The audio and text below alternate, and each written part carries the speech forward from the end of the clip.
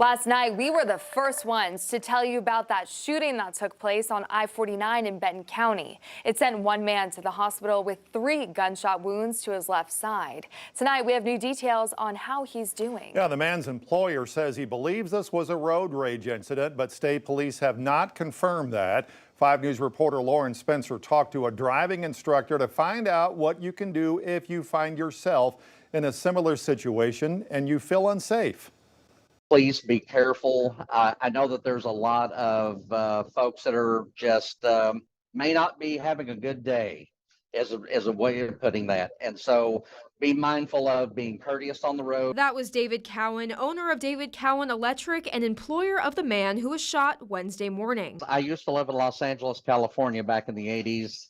And I saw this type of atmosphere back then in the 80s. I literally was so glad to get out of that element and come back here to where it felt safe. And now all of a sudden those memories just came flooding back today. Cowan says there is some good news. His employee is back home after being treated at a Joplin hospital. Robert Bennett is the director of education at Thompson Driving in Little Rock. He says they spend a lot of time teaching students how to deal with road rage. Road rage incidences are on the rise, and the level of violence perpetrated against other vehicles is increasing dramatically. Bennett says the most important thing is to keep calm in situations like these. We want to ignore that person.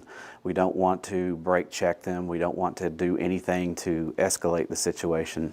We just want to drive normally. And if someone is driving too close, he says simply let them pass and don't pull over. If it's a tailgating situation, the soonest opportunity you have to help that driver who's tailgating you pass you and get around you, pulling over may cause the other person to pull over and an argument or another type of violent behavior ensue. Bennett says situations like these are more common than you think. So it is something that does need to be on drivers' radar. And Cowan says he's glad the situation didn't get any worse. He's a father of 2 small children.